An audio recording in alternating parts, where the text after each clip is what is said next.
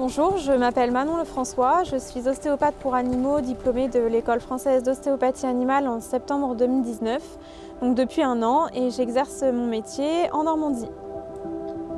J'ai eu recours à l'ostéopathie pour des problèmes de santé personnelle et voulant travailler avec les animaux, j'ai souhaité appliquer cette médecine-là à l'animal en fait. J'avais trouvé que c'était une approche différente et qui m'a apporté un soulagement que m'ont pas forcément apporté les médecines conventionnelles. Bonjour, moi c'est Thibaut Di Giovanni, j'ai été diplômé en septembre 2018 et je suis installé à Saint-Maur-de-Provence, à côté de Marseille, dans les Bouches-du-Rhône. Je regardais un petit peu les écoles qui existaient et je me suis dirigé vers l'école de Caen où la formation me semblait assez complète et assez sérieuse. J'ai toujours été dans un ensemble entre guillemets où on faisait tous de la compétition et la venue de l'ostéopathe était vraiment dans les mœurs. Alors c'est une formation en 5 ans, c'est une inscription sur dossier. Après voilà, tout dépend du dossier qu'on a. Il faut un minimum de niveau scientifique parce que ça nous permet quand même d'avoir des bases pour comprendre un petit peu tout ce qui va se passer, notamment en physiologie où on peut avoir besoin de certaines notions de chimie. Ça fait aussi partie des choses qui m'ont poussé à faire de l'ostéopathie. C'était vraiment l'envie de soigner et de guérir avec mes mains. Alors durant les premières années, on a des stages à effectuer dans des milieux différents en fait. Pas auprès d'ostéopathes, mais dans le milieu du CSO, de l'élevage, que ce soit les chevaux, les chiens, etc. pour vraiment nous imprégner des futurs milieux dans lesquels on va travailler par la suite. Et puis durant les dernières années, on a des cas cliniques à effectuer où là on est vraiment mis en situation, où on effectue une consultation vraiment de A à Z. Entre toutes les pratiques qu'on a eues, les cas cliniques, l'accompagnement quand même, ça faisait 5 ans quand même qu'on faisait de l'ostéopathie, donc moi pour ma part j'étais quand même assez pressé d'attaquer sur le terrain.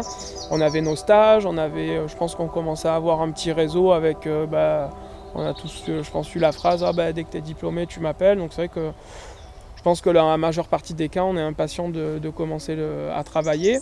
Et c'est vrai que ce soit d'un point de vue de l'école de management ou de notre école d'ostéopathie, on a vraiment eu toutes les aides et tous les rouages pour vraiment commencer dans la vie active sans trop de soucis. Les premiers mois sont forcément un petit peu plus difficiles parce qu'il faut se faire connaître et il faut que les gens aussi puissent parler des résultats qu'ils ont eus avec nous. Et puis après, ça se lance assez bien. Moi, je ne vais pas me le cacher, c'est aussi le suivi, les regarder en concours, les regarder sauter, débriefer avec le cavalier. C'est vraiment ce qui me plaît. Donc après, c'est vrai qu'on met peut-être un petit peu plus de moyens, entre guillemets, dans cette activité-là que pour le reste. Pour 10 chevaux, je fais, on va dire, un chien, quoi. Donc c'est vrai que ça reste quand même assez axé autour des chevaux, ce qui ne me gêne pas du tout parce que c'est ce que je préfère. Pour ma part, c'est vraiment les opportunités de rencontrer telle ou telle personne qui font qu'on va développer plutôt telle patientèle ou telle autre. Et si on se met des barrières, en fait, on va potentiellement passer à côté de patients. Donc voilà, je souhaitais développer ma clientèle au niveau des courses hippiques. J'ai eu la chance que ça démarre dans ce sens-là et que les entraîneurs notamment fassent appel à mes services. Maintenant, je ne pensais pas forcément développer une telle clientèle en dressage.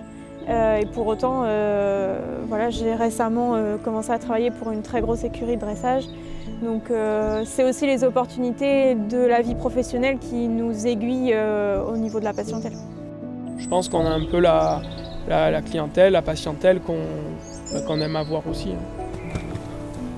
D'un point de vue épanouissement personnel, professionnel, qualité de vie, qualité de travail, c'est sûr que malheureusement, c'est pas le même boulot aussi que d'être enfermé dans un bureau ou faire quelque chose qui nous plaît un petit peu moins, quoi. Je pense que les mentalités évoluent et que les vétérinaires commencent vraiment à s'ouvrir à cette médecine-là et à nous référer des cas pour lesquels l'ostéopathie peut vraiment apporter des bénéfices pour l'animal.